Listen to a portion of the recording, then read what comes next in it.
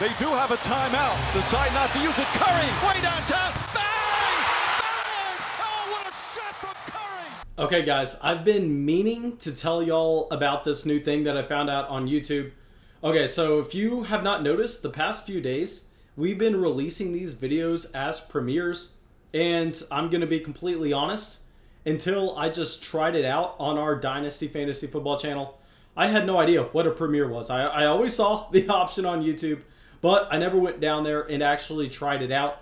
And it's about the coolest thing ever. I will say that as soon as the video is uploaded, y'all get a notification, at least the people who have decided to hit that notification bell next to the subscribe button, and y'all come in, watch the video live with myself. I can answer your questions as we watch it. We can talk about the video. We can talk about your fantasy basketball teams. And I've been having a ton of fun doing so because it's the easiest way that I can talk to y'all. It's like we are live chatting. It's like I am live streaming and releasing a video at the same time. So if you haven't been able to come out to the recent premieres and hang out with myself in the chat, make sure you not only subscribe to the channel. I'm assuming that the majority of y'all are subscribed by now. But more importantly, you need to hit the bell next to the subscribe button because that's how you're going to get notified and that's how you can come in and hang out with me in that chat. All right, well, that's it. I told y'all that we were going to be going through our top 10 point guards, our top 10 forwards, and our top 10 centers for our rest of season rankings. We got through with the point guards yesterday. So now let's go down to the forwards. And the first player we're going to talk about, I know y'all are not going to agree with this. I know that we are going to take a ton of heat, but I don't care. LeBron James is going to be our number one forward rest of season. So I understand LeBron James was not being drafted close to the number one forward overall. He had multiple guys going ahead of him. But what we can say is we can say the reason why he was not drafted at the very top was because he was coming off the shortened off season, because we were not expecting LeBron James to be playing every single game, and we definitely weren't expecting him to be playing over 31, 32 minutes per game, just because we figured that this Lakers roster had so much talent that they were just going to coast through the regular season. And I know a lot of people want to say that's exactly what they're doing. I know a lot of people are wanting to say that the Lakers really don't turn it on until they need to. But what I'm looking at is I'm looking at LeBron James so far has played 31 games this season. If we go through and we look at everybody else at the position, nobody has played as many games as LeBron James. Nobody has played the amount of minutes that LeBron James has. So LeBron is going to give you more minutes than any other player at the position. And when LeBron's on the court, we obviously know that he's going to be giving you production. Now, one thing I will say is if you're playing in a category league where your free throw percentage matters, then yeah, we're not going to have LeBron at number one. But for a points league, LeBron James is going to be at that top spot where he is shooting better than he has ever shot throughout his entire NBA career. If you look at his three-point efficiency, and he's making 2.5 of them a game, then his overall points scored, he's sitting at about 26, over 8 rebounds and 8 assists. And we know LeBron's not going to be giving you nothing at the defensive stats. So LeBron literally checking every single box outside of free throw percentage. And his free throw percentage, well, yeah, it's bad. I mean, it's sitting at 71%. It's not necessarily a Joe Harris type where it's down at 67, or maybe someone else like a Kyle Kuzma down there at a 61%. So yeah, LeBron, I know, guys, he was not up here coming into the season, but we can't ignore the fact that he is on a quest. He wants to win league MVP. There's no way around that. So I think especially with the Anthony Davis injury, they're going to have to continue to lean on LeBron, and we are going to have him as our number one forward. All right, so now our next player is going to be someone that y'all were leaving comments left and right in the last YouTube video asking where he was. But here we are going to have Bradley Beal. And I know Bradley Beal, depending on your scoring format, depending on the site you're playing with, I mean, he's either going to be listed as a shooting guard or a small forward, but to be completely honest, in the last video, I had to get Shai Gilgeous-Alexander in our top 10. So I was like, you know what? Let's just put Bradley Beal with the forwards. But anyway, Beal, we all know about him. And nothing much to say here. He's going to be giving you great efficiency from the field, and he's currently leading the NBA in points per game, and it's not even close, and he's not even slowing down at the same time where he is averaging 33 points. Now, I will say we are going to keep having our question on, is Bradley Beal going to be in Washington for the rest of the season? Because if he's not, then I think we kind of take a step back. We go, okay, I mean, with Beal, I understand that he is going to most likely finish the season as the highest scoring player in the entire NBA. But if he's traded outside of Washington, I think that we are going to see his shot attempts go down. Just because Washington right now has no talent on the roster where they're telling Bradley Beal, hey, man, it's fine if you're putting up 24 shots a game. I mean, we're not going to have a problem with it. You do you. Whereas you look at other star players on teams that are competitive. You look at Kevin Durant. He's sitting at about 18 shots a game. You look at Kawhi Leonard, down at 19. Even Zach LaVine, who's on a very uncompetitive roster, but he's also dropping close to 30 points a game. He is shooting 19 times.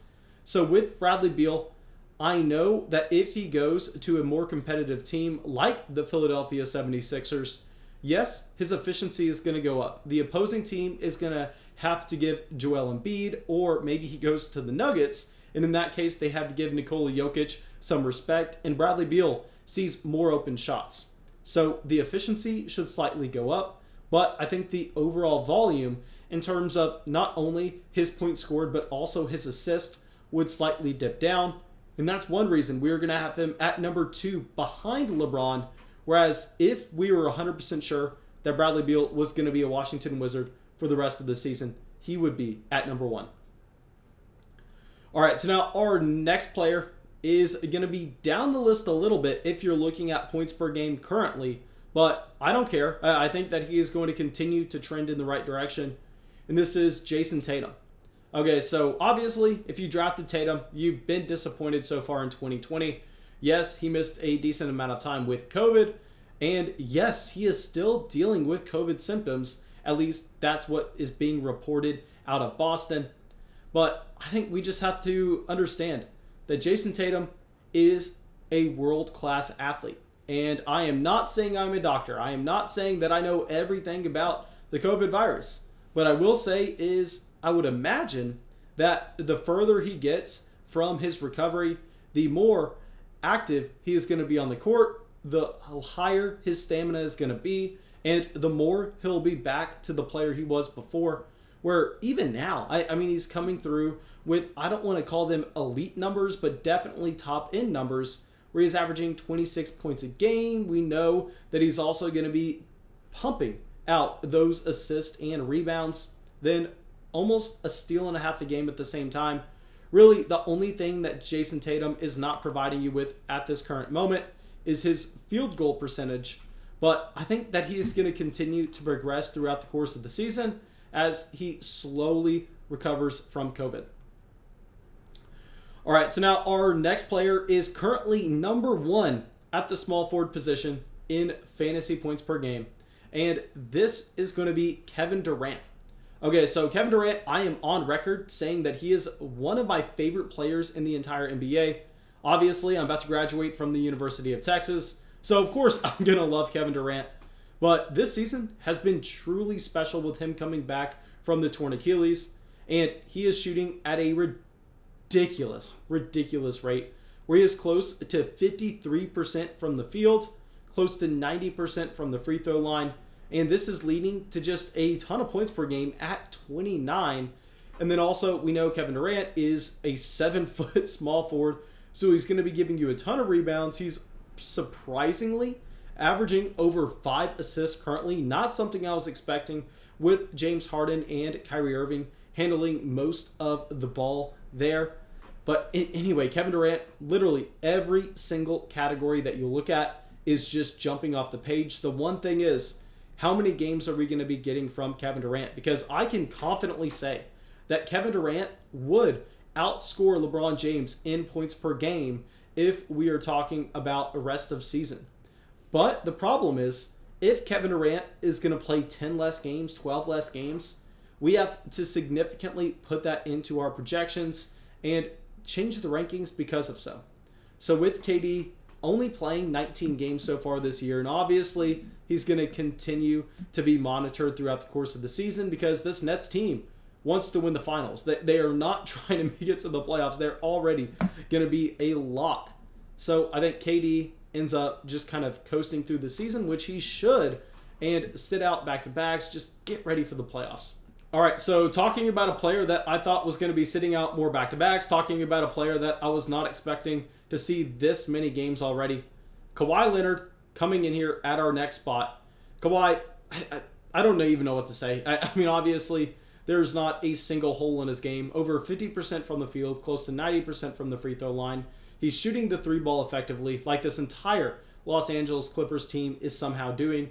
Also, 27 points a game, 6 rebounds, 5 assists, 2 steals a game to go along with it.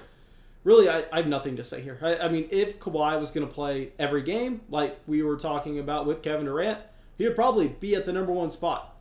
But I am more confident in LeBron playing the rest of his schedule at this point than I would be with Kawhi Leonard. We know Kawhi is always a player to lean on the side of, hey, let's just coast. Let's just make sure we get to the playoffs. Then we can turn it on there. And then we can really show where we are at in terms of the leaderboard in talent in the NBA. All right, so now going to our next player. Pretty much the same guy on the same team. Paul George coming in here at 6. Now, I will say with Paul George, yes, the reason that he is under Kawhi Leonard is I think currently his shot is unsustainable. There's no way that he keeps this up where he was shooting over 50% from beyond the arc for the majority of the season so far. Yes, that number has fallen under 50% since then, but still, it's absolutely ridiculous. Right now, he's averaging close to 4 3-pointers a game, over 90% from the free throw line. So there's nothing to say here. Paul George, he's going to regress slightly with this 3-point shot. The points per game should come down from 24 because he's only putting up 16 shots a game. Yes, the rebounds, the assists, the steals are all going to be there. We knew that with Paul George. We just have the question, how many games he's going to play is very similar to the same player on that roster in Kawhi Leonard.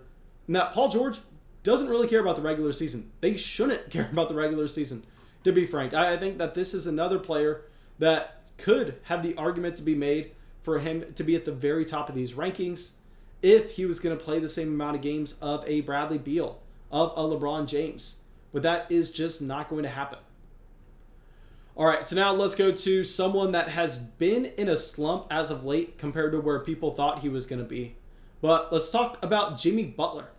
And yeah, I know Jimmy Butler's missed a good part of the season with COVID. I know that this Miami Heat team has just been absolutely crazy in trying to project how they're going to be the rest of the year because we really have not had the entire roster together since the season started.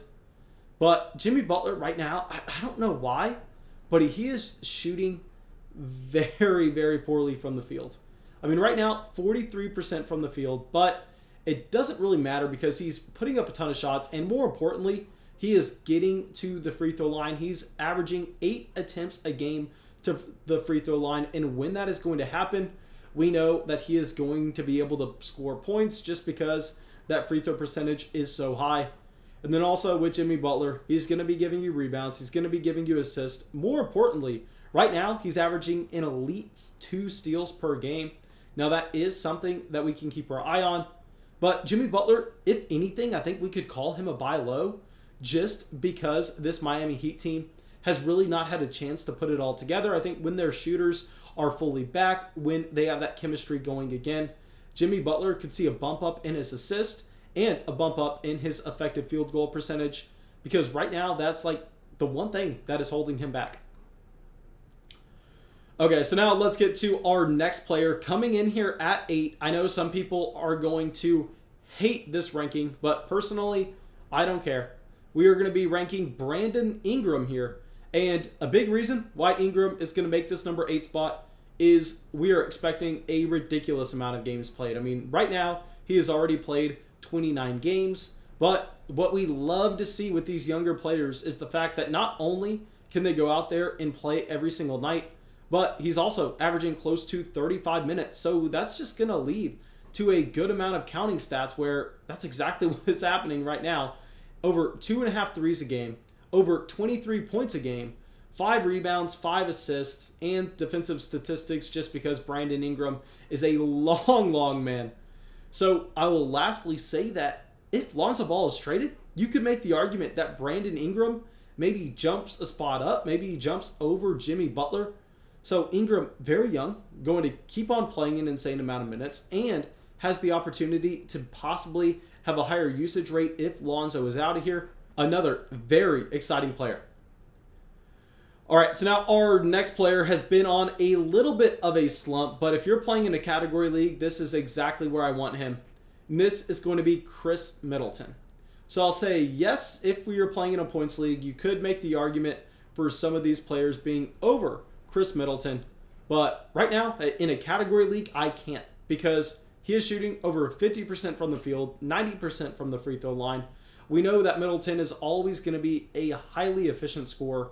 And on top of that, he's also kind of limiting the turnovers. He's under 3 turnovers a game. We know generally whenever you're stacking up the studs on your fantasy roster, just because the usage rate is going to be so high and they're just asked to do so much in their offense, the turnovers are going to be up there as well. But with Middleton, obviously, Giannis is the star there. Giannis is the player that is going to be taking the majority of the reps. So I think we can understand why we are going to see the turnovers down a little bit, but the efficiency is going to be up. So really no need to worry about that. Also still over 20 points a game, 6 rebounds, 6 assists. A very balanced player that in a category league can fill out your team nicely. All right, so talking about category leagues, let's give one more player a shout out. Our 10th ranked shooting guard is going to be Gordon Hayward. And Gordon Hayward, literally, you can copy and paste exactly what I said about Chris Middleton over here, where we know the efficiency numbers are going to be very high. Yes, the assists are going to be down a little bit just because he is more so just a spot-up shooter, but that's why he is one spot under Chris Middleton, where he's playing off ball. Lonzo Ball is just creating so much excitement for this Charlotte team who has not had it in a very long time. Gordon Hayward has been able to take advantage of that excitement. So I think we just continue rolling here. Our last 2 players are going to be guys that I specifically want to target in category leagues. In points leagues, I'm fine staying away. Like, no reason to go out there and rush to add them. But in a category league, I'm all in on Middleton and Hayward. Okay, now, thank you guys. I really hope y'all enjoyed this video. I really hope y'all got something from it. As always, if y'all did, go down there, drop a like, leave a comment, subscribe to the channel. It really helps us out. And I hope I'll see y'all with the video tomorrow.